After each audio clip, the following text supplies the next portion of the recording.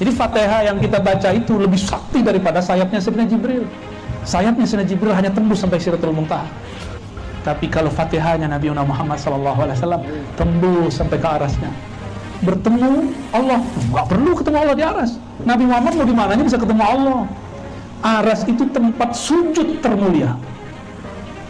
Masa satu kali sujud beliau di sana itu sudah mencukupi amal-amal semesta.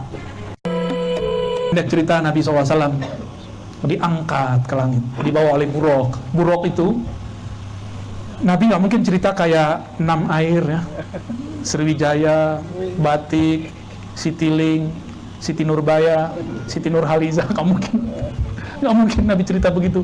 Nabi ceritanya apa? Ada kendaraan lebih tinggi daripada keledai, lebih rendah daripada kuda. Kayak kuda di Indonesia berarti. Oh, enggak juga. Kecepatannya di mana matanya terakhir berhenti, di situ dia nyampe. Ah, matanya dia kan suka-suka dia mau kemana? Itu matanya buruk, mau kemananya boleh. Buruk itulah dulu yang dikendarai Nabi Adam di surga, yang pernah dikendarai Nabi Idris di surga. Itu kendaraan para nabi di surga, diturunkan ke bumi untuk melayani Sayyidul Ardi wal Jannati, ya, penghulu makhluk di bumi, di langit dan di surga, Nabi Muhammad sallallahu alaihi. Si buruk ini merindukan beliau lama. Kapan sang Muhammad datang? Karena buruk ini melihat kepada bidadari. Bidadari itu pembuluh darahnya tulisannya Muhammad, tapi bukan pakai huruf aksara Arab, aksara alam sana.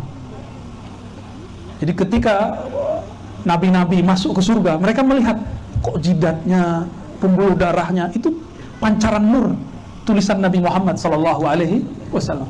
Ternyata Nabi Muhammad bisa ditulis dalam banyak aksara. Contoh, mim ha mim dal bisa ditulis M U H A M M A da, ya kan?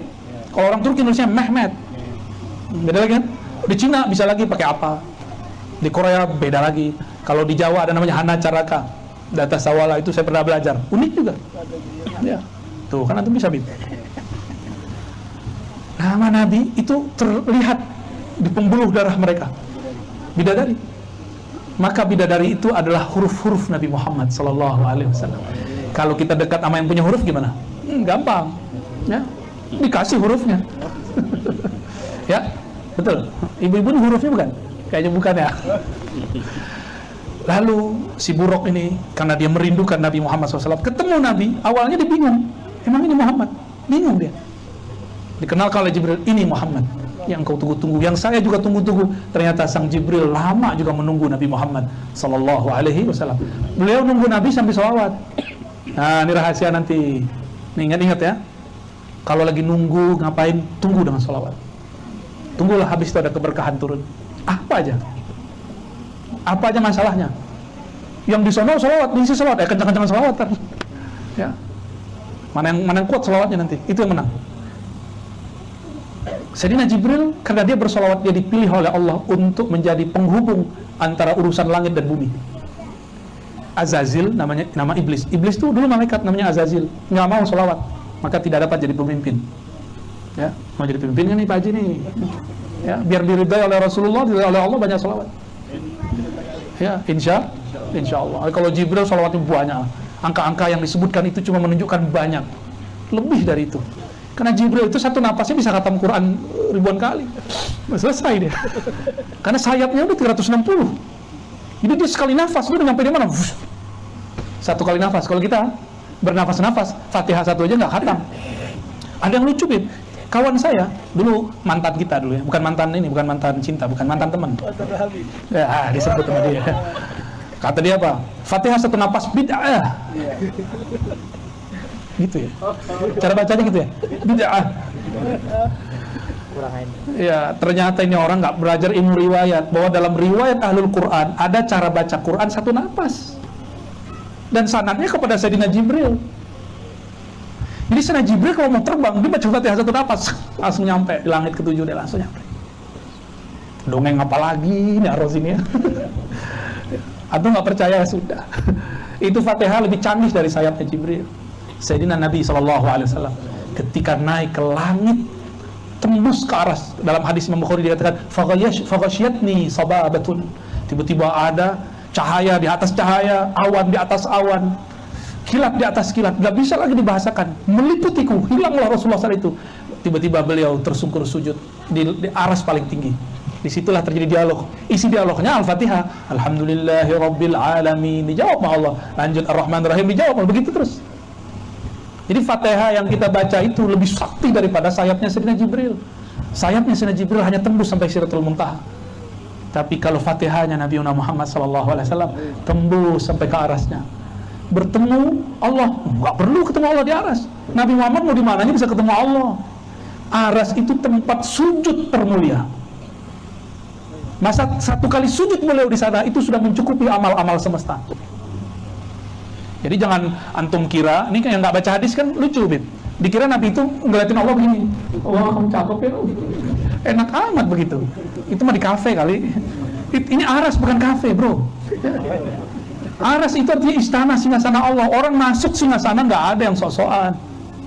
Masuk istananya Allah, langsung tersungkur. Fakharra sajida. Nabi Muhammad naik ke aras itu sujud. Makanya amal sujud itu dipindahkan ke bumi. Jadilah amal kita sholat 5 waktu. Ini rahasia-rahasia sebenarnya. Jadi semakin orang kepalanya ditaruh di bawah, ruhnya akan semakin naik ke aras Allah Subhanahu wa Ta'ala. Kalau namanya ada di sana. Kalau namanya nggak ada di sono ya nggak naik-naik. Ya. Jadi ke aras itu ketemu Allah atau sujud. Rasulullah mau ketemu Allah di mana aja bisa. Ya, kemana aja, di mana aja bisa. Di aras itu beliau sujud di Bait Ar-Rahmani. Karena namanya Ar-Rahman 'alal 'arsis tawa. Allah yang Maha Rahman beristawa di atas aras, bersemayam di atas aras. Maka saya istilahkan rumah Baitullah yang ada di sana kan ini replika daripada Baitul Haram, hitam-hitam, Baitul Ma'mur putih-putih karena malaikat-malaikat semua. Sedangkan ini semua warna ada, tapi warna yang paling disukai Rasulullah adalah hijau. Maka Baitur Rahman warnanya hijau, hijaunya Rasulullah sallallahu alaihi wasallam. Itu namanya Al-Bait Ar-Rahman. Nah, guru saya, ada seorang wali kita ketemu, dia menyebutnya Al-Bait Al-Ahmadi atau Al-Bait Al-Muham. Ini istilah-istilah aja ya. Kalau yang berminat silakan dicatat, diingat-ingat. Ya. Ini ada rekamannya. Nah, nanti diputar-putar ulang. Nama-nama ini perlu diingat-ingat. Kalau masuk istana Allah, ada istana di dunia. Kalau nama kita belum nyampe ke istana, nggak dapat undangan istana, boleh masuk nggak?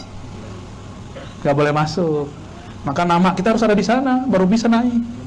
Ya, nama ruh namanya, bukan nama jasad. Nama jasad, nama KTP, Rasulullah nggak punya KTP. Jadi bukan nama yang KTP ini yang akan kita bawa nanti ke sana. Itu nama ruhani. Itu yang kita bawa, yang ditulis di sana itu. Setiap kita ada punya nama. Masalahnya udah dikasih tahu atau belum? Ya, ya gimana mau tahu ya? Jadi wali dulu.